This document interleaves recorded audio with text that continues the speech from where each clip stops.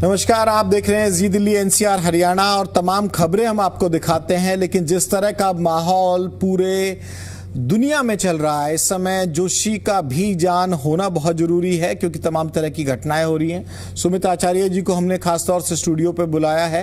सीधा सवाल बिना समय व्यक्त किए, ये जो अशांति फैली हुई है मिडिल ईस्ट में है, जिसका असर हमारी रसोइयों तक पड़ रहा है, ये कब तक शांत हो जाएगा आचार्य जी? पहले तो नमस्कार और बहुत बहुत धन्यवाद अपने शो में आमंत्रित करने के लिए। ये जो युद्ध शुरू हुआ है इसके पीछे बहुत सारे खगोलीय कारण रहे हैं। ग्रहों की ऐसी चाल रही है जैसे मीन राशि में शनि का बैठना। ये 2025 में ही 29 मार्च को मीन राशि में शनि का ट्रांजिट हुआ था और उसी समय से समझिए कि पश्चिम की तरफ में ग्रहण लग गया, क्योंकि शनि की अपनी दिशा होती है पश्चिम। और मैंने ये प्रेडिक्ट करा था जनवरी 2025 में कि जिस दिन शनि मीन राशि में प्रवेश करेंगे पश्चिम की तरफ केओस मचना शुरू होगा और देखना 2026 की शुरुआत होगी और 28 जनवरी से पहले कुछ ऐसी युतियां बन रही हैं जिसमें कि अमेरिका अचानक से युद्ध में आएगा। और कब ये बताइए, मैं अभी उसी पे आ रहा हूँ। युद्ध में आएगा और 3 जनवरी को अमेरिका ने जब वेनेजुएला के ऊपर हमला किया और उसके बाद से ये सारी घटनाएं, तो हमला ही नहीं था, आए उठा के ले गए उनके प्रेसिडेंट को, तो खत्म होगी कहानी। बात तो हो रही है ईरान वहां पे वो सारी जो घटनाएं हैं कि युद्ध कहीं से ट्रिगर होता है, नेगेटिविटी कहीं से ट्रिगर होती है और उस नेगेटिविटी का असर है उसके नक्षत्रों के अनुसार कब तक चलेगा, तो ये 2031 तक चलता हुआ दिखाई पड़ता है। अभी हम 26 में बैठे हैं तो मतलब 5 साल तक अशांति नजर आ रही है। 5 साल तक अशांति का योग है। क्या भारत की भी इन्वॉल्वमेंट रहेगी कहीं किसी युद्ध में? भारत की इन्वॉल्वमेंट आने वाले समय में होगी। 2026 में इन्वॉल्वमेंट भारत नहीं करेगा युद्ध में। 26 के बाद इन्वॉल्व होगा भारत भी। तो इन्वॉल्वमेंट तो हो गई, गैस के सिलेंडर और तमाम ऐसी चीजें हैं जिनमें कहीं ना कहीं परेशानी आनी शुरू हो गई है। कह रहे हैं ना कि भाई दूसरे मोहल्ले में लड़ाई हो रही है और उसकी परेशानी हमको झेलनी पड़ रही है। अभी बड़ी क्राइसिस आने का योग है। भारत में फूड क्राइसिस तक आ सकता है 2026 के बाद। आप डरा रहे हैं? आप तो ये डराने की बात नहीं है, ये एनालिसिस भी है और ज्योतिषीय रिपोर्ट भी यही बात कहता है कि खाने का भी क्राइसिस आ सकता है भारत के अंदर। पड़ोसी सब ठीक रहेंगे क्योंकि पड़ोस का झगड़ा ज्यादा इंपॉर्टेंट होता है। पूरब से संबंध भारत के अच्छे होंगे, चीन आदि से संबंध गहरा जाएंगे, लेकिन पड़ोसी जो जितने भी पश्चिम की तरफ फ्लाई करते हैं भारत से, उनके साथ भारत के संबंध खराब होने वाले हैं। इनफैक्ट एक खास अवधि में बता देता हूं, 15 जुलाई 2026 से लेकर के 12 अगस्त 2026 के बीच में कुछ ऐसे बड़ी चीजें कुछ एक्सपोज होने वाली हैं सेंट्रल गवर्नमेंट से संबंधित, जिसमें भारत की अंतर्राष्ट्रीय स्तर पर बदनामी होने का भी योग है। और उस बदनामी का एक और असर पड़ेगा कि पश्चिम के साथ संबंध अभी कुछ देशों के साथ जो गहराए हैं वो पुनः खराब हो जाएंगे। तो क्या ये चीजें सही हो सकती है? कुछ उपाय जो होते हैं, देखिए, ये राष्ट्रीय स्तर पर अगर देखा जाए तो ये सही होने वाली चीजें नहीं है। ये चीजें घटित होंगी। हाँ, प्रिकॉशंस कुछ रखा जा सकता है कि जैसे मैंने कहा 15 जुलाई से 12 अगस्त के बीच में बायलैटरल टॉक्स अगर करने का कोई प्लान हो तो उसको स्थगित किया जाए उस 1 महीने के लिए। बायलैटरल टॉक्स और इंटरनेशनल डिस्कशन ना रखा जाए। हम लोग तीनों लोग बैठे हुए हैं, आपके साथ इंटरव्यू कर रहे हैं जी। हमको कोई उपाय बताओगे तो हम तो ठीक है भाई, इंडिया में पले बड़े हैं हिंदू रीति रिवाज से, तो हम तो कर लेंगे।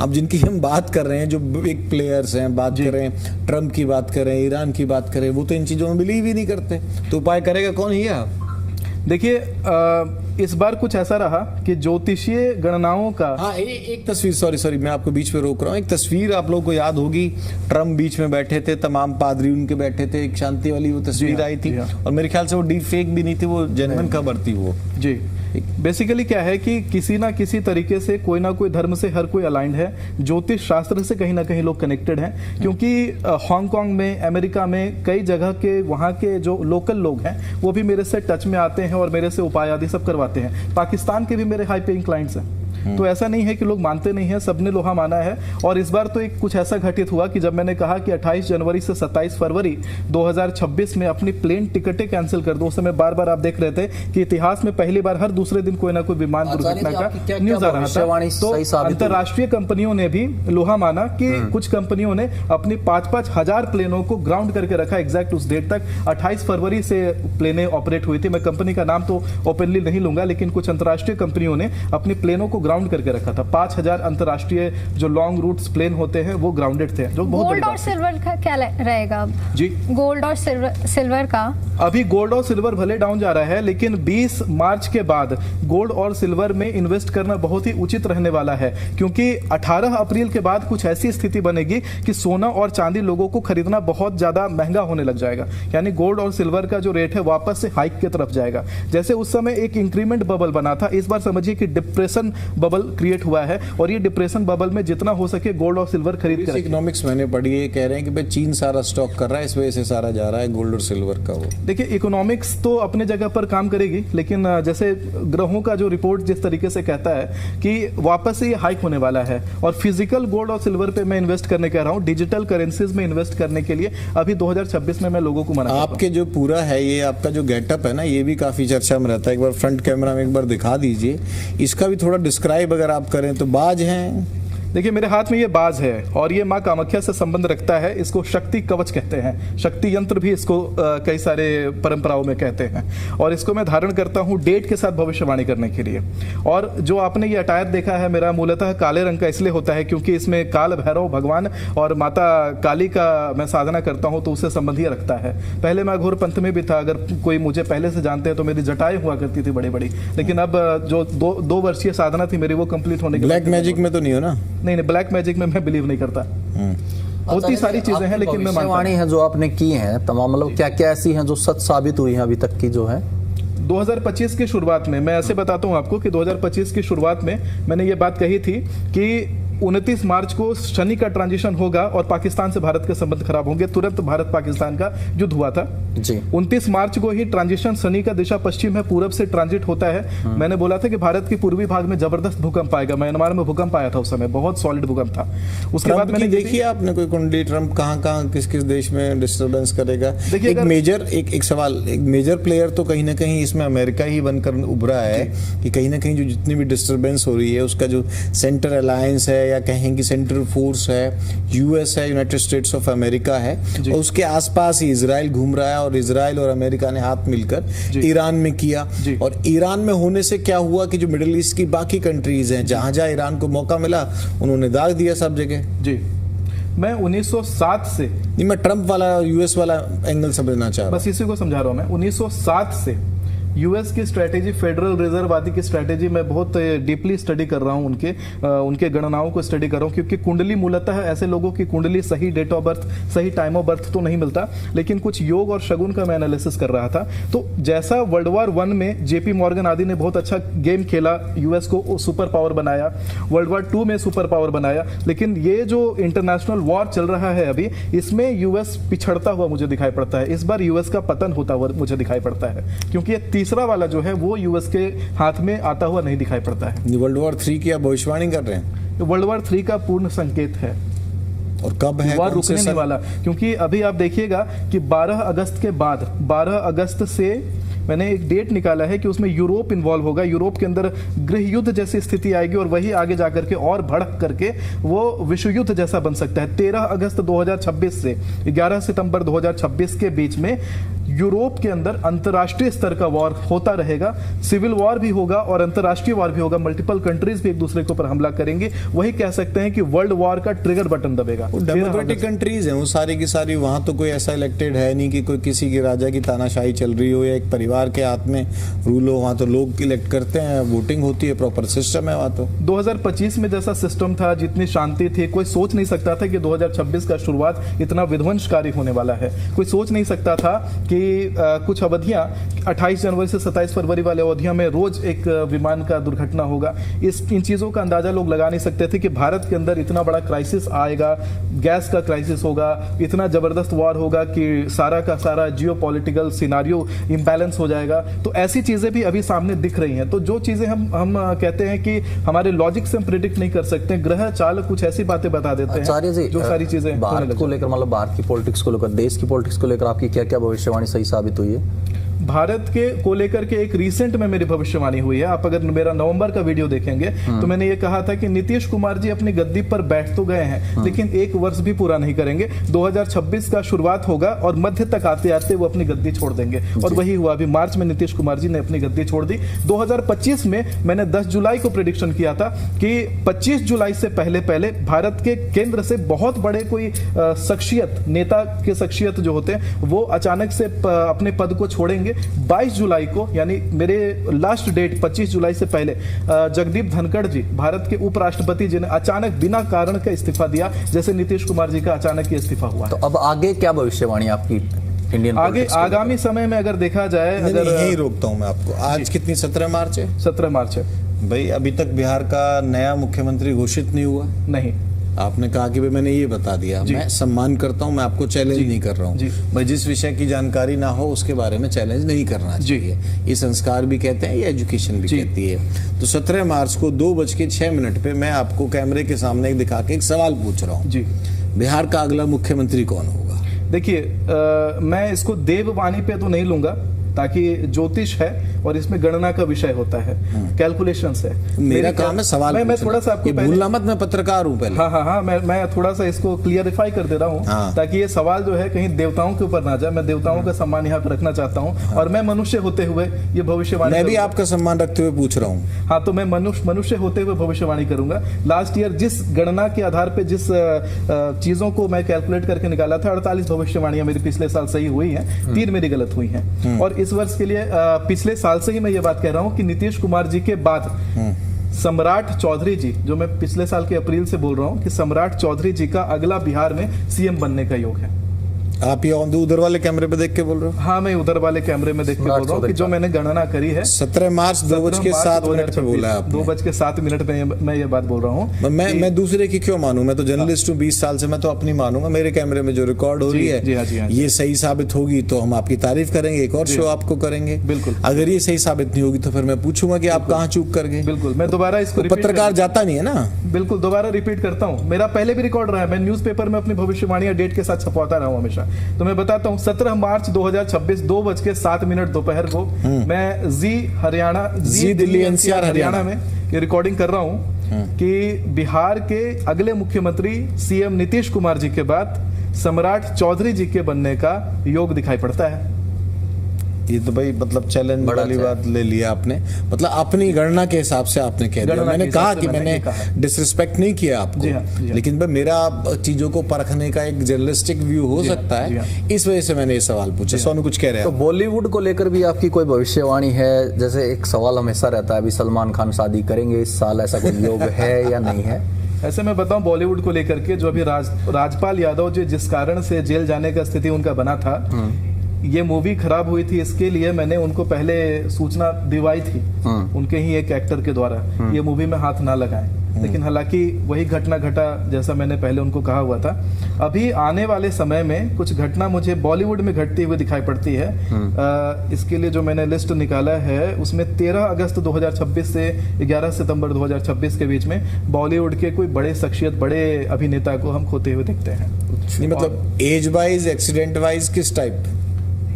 देखिए, ये जो चीज है अकस्मात बीमारी के कारण, अकस्मात एज फैक्टर भी उसमें है। एज फैक्टर ना हो करके अकस्मात बीमारी है। अच्छा जी। तो ये बात तो हो गई सारी वर्ल्ड वगैरह की। अब हम पर्टिकुलरली दिल्ली और हरियाणा का जानना चाहेंगे। जी हाँ। कि दिल्ली का क्या है, दिल्ली का भविष्य, दिल्ली की सीएम को लेके, दिल्ली में जो एलओपी है, सारे लीडर्स ऑफ ओपोनेंट है हमारे, उनको लेके कौन चमकेगा? देखिए, दिल्ली को लेकर के पॉलिटिकल भविष्यवाणियां मैंने नहीं निकाली है, लेकिन दिल्ली के अंदर कुछ विद्रोह होते हुए मैंने देखे हैं, और वो विद्रोह का जो समय है वो है 15 जुलाई 2026 से 12 अगस्त 2026। विद्रोह किसको परिभाषित कर रहे हो आप? तो जेएनयू में जो हो जाता हम तो उसको विद्रोह में नहीं, दिखा देते हैं। ये बड़े स्तर पे मैं बता रहा हूँ, इसमें आग जनी जैसा भी दिखाई पड़ता है, आग आदि दिखाई पड़ता है इसमें। कोई तरह का अग्निकांड जिसको कह सकते हैं, वैसा कुछ दिल्ली में होता हुआ। आचार्य जी, माफी के साथ एक सवाल पूछ रहा हूँ आपको। आपकी एज 28-29 के आसपास है जी, और जैनजी में आप सबसे ज्यादा पॉपुलर है। ये जैनजी ही क्या सारी कलेश की जड़ है क्या?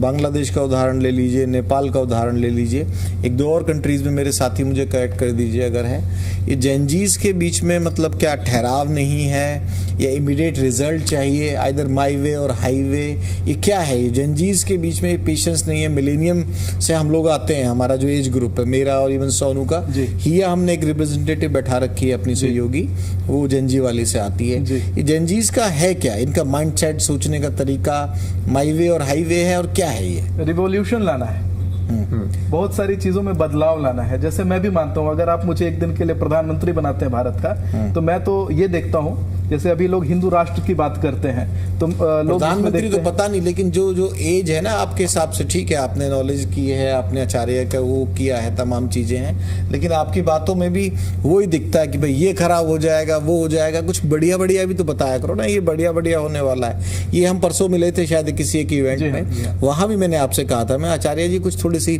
पॉजिटिव बातें भी फैलाओ कि यार ये अच्छा होने वाला है, फसल अच्छी होने वाली है, जीडीपी बढ़ने वाली है, सुपर पावर बनने वाले हैं, बिलियन ट्रिलियन इकोनॉमी होने वाली है। तो आप भी ट्रू, मतलब इसको आप अदरवाइज मत लीजिएगा, मतलब मैं आप पे कटाक्ष सीधा कर रहा हूँ कि भाई आप भी जेनजी टाइप में ही विश्वास नहीं करते हो कि ये बर्बाद हो जाएगा जी, ये खराब हो जाएगा, ये बताता हूँ। कोई भी जेनजी, और भारत में मैंने अभी तक टीवी पे कोई ऐसा एस्ट्रोलॉजर नहीं देखा जो डेट के साथ प्रिडिक्शन कर रहा हूँ। मेरा ये यूनिकनेस है कि मैंने कहा, नहीं आप मेरा सवाल नहीं समझे, आपने कहा कि ये विनाश, ये नुकसान, वो सब है, कुछ प्रोडक्टिव तो बताइए। देखिए प्रोडक्टिव जैसा, अगर जैसे कहते हैं ना कि आप आज ऑफिस के लिए निकलेंगे, अच्छे से ऑफिस पहुंच जाएंगे, वो हो गया प्रोडक्टिव, वो हो गया कि पॉजिटिव।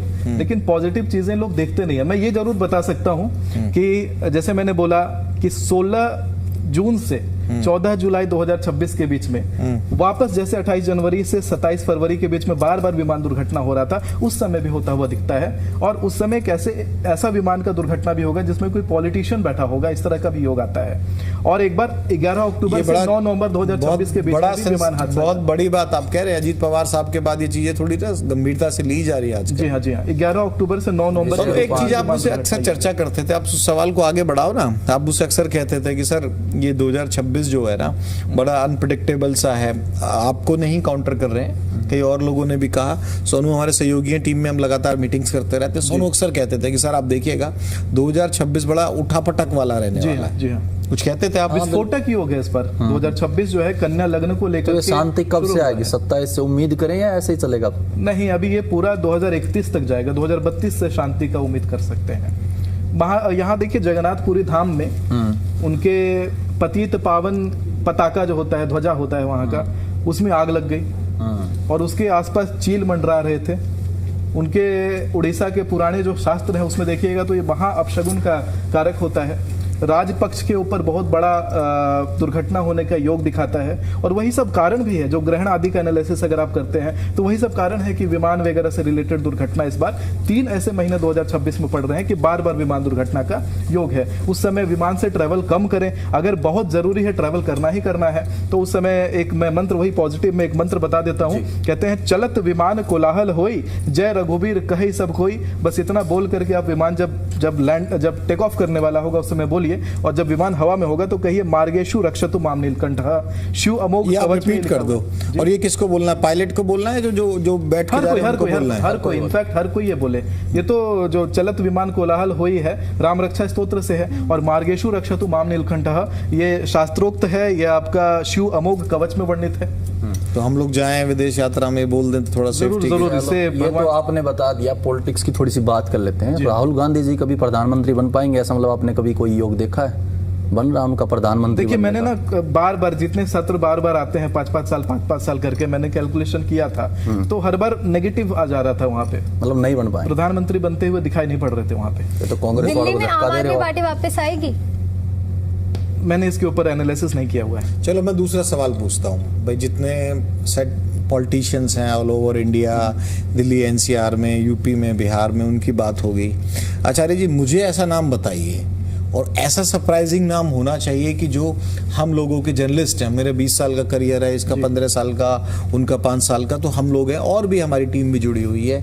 मैं आचार्य जी वो नाम जानना चाहता हूँ कि यार एकदम ही ना वो अर्श से फर्श, फर्श से अर्श का जो सफर तय करेगा, ऐसा कोई स्टार, ऐसा कोई उभरता हुआ चेहरा, जैसे कभी अरविंद केजरीवाल एकदम आए थे अन्ना आंदोलन से, मोदी साहब जब गुजरात से आए थे तो उनका था, राहुल गांधी साहब की अगर बात करें 99 सीट तक एलओपी तक, तो हर किसी का अपना अपना ग्राफ रहा है। मैं ये जानना चाह रहा हूँ कि जो नाम हम लोगों के पास हैं, इनकी रोज हम खबरें बनाते हैं, स्क्रिप्ट लिखते हैं और खबरें आती हैं, कोई ऐसा दिख रहा है आपको जो अभी शैडो में है, बहुत ज्यादा उसकी चर्चा नहीं हो रही है और वो एकदम 1-2 साल में बहुत बड़े पटल पर निकल कर आएगा? क्योंकि देखो इसी में सवाल नहीं अभी आप पर आऊंगा मैं। देखो चर्चा होती थी अखिलेश की भी, एक बार के वो सीएम रहते थे, चर्चा होती थी तेजस्वी की भी, और हरियाणा से अगर आपको लेना है तो चर्चा होती थी दुष्यंत चौटाला की भी। ये 4-5 ऐसे यंग चेहरे थे जिनकी चर्चा होती थी। ये फेड आउट समय के साथ हो गए। जयंत चौधरी की थी, फिर जयंत चौधरी ने अपनी पार्टी में, यंग पॉलिटिशियंस की बात कर रहा हूं। अब दीपेंद्र का भी नाम ले सकते हो क्योंकि हमारा चैनल दिल्ली एनसीआर हरियाणा का है।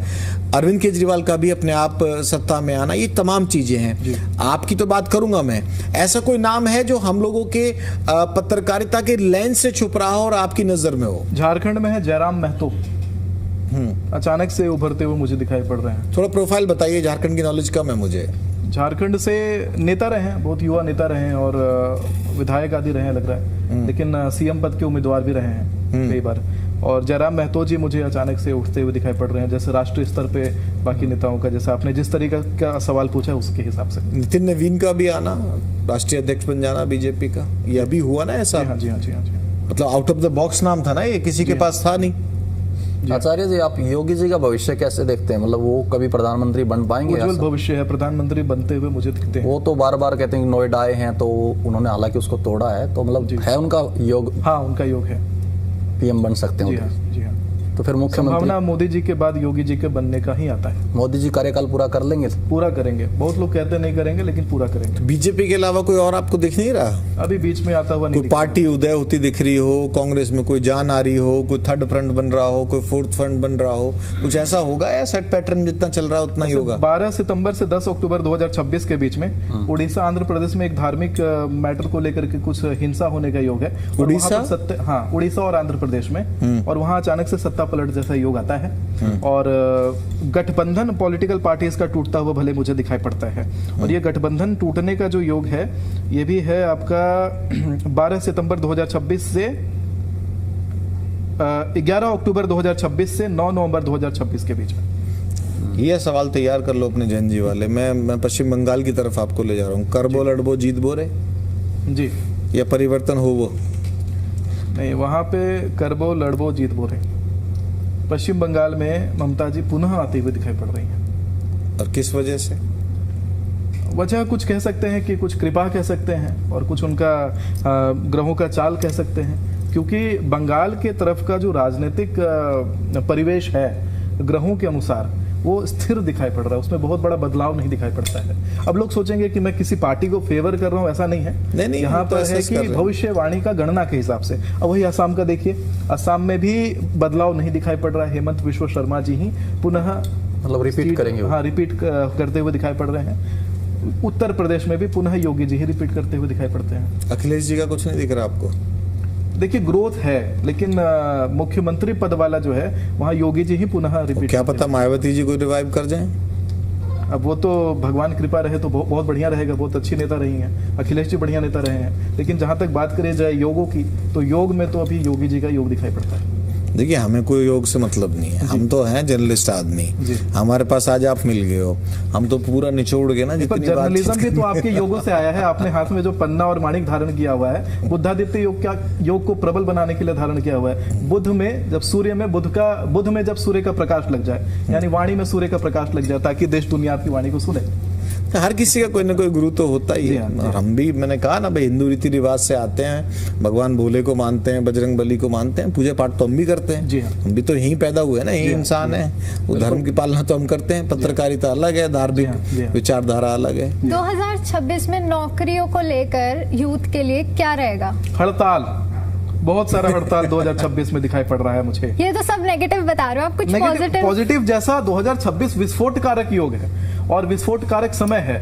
2026 में हर जगह युद्ध चल रहा है, हर जगह क्राइसिस का समय चल रहा है। और अगर आप लोग कहते हो पॉजिटिव बताइए, मेरा काम है कि लोगों को बचाना। अच्छा, मैंने जब कहा था कि फ्लाइट टिकटें कैंसिल करो, 29 तारीख को जो कोलंबिया में क्रैश हुआ है, जो लोग मुझे फॉलो करते हैं वो बढ़िया से जानते हैं कि कुछ मेरे ही फॉलोअर्स कोलंबिया वाले फ्लाइट में फैमिली के साथ बैठने वाले थे। पूरे परिवार का उन्होंने इंटरनेशनल टिकट कैंसिल कराया, बहुत महंगा पड़ता है वो, तो और वो उन्होंने कैंसिल कराया। नारियल वारियल लेके बार बार थैंक यू बोलते हैं मुझे कि आपके कारण हम लोग जीवित आए। आप लोगों के पास कोई मतलब धन्यवाद करने? हाँ, वो कोलंबिया वाले फ्लाइट में जो बैठने वाले थे, मेरे कमेंट सेक्शन में पड़ा हुआ है। एक हिया का सवाल और बता दो, एक जेनजी जो हैं ये लोग मतलब इनकी सर्वाइवल इंस्टिंक्ट कितनी है? ये लोग मतलब करियर में सर्वाइव कर सकते हैं? कहा जाता है, ये मैं नहीं कह रहा हूँ, ये आप इसे ऑफेंस में ना लें भाई, ये कहा जाता है कि भाई ये जेनजीज है ना बहुत टिक के काम नहीं कर सकते। एक सर्वे आया है, मैं सर्वे के आधार पे कह रहा हूँ, तो हिया आप इसे बुरा ना माने, मैं पूछ रहा हूँ इन जेनजीज का कुछ होगा?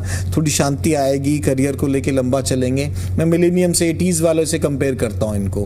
हम लोगों की लाइफ अलग थी, हमने रेडियो ट्रांसफॉर्मेशन सारा देखा, हमारे सामने ये मोबाइल आए, फिर कंप्यूटर हमने सीखा।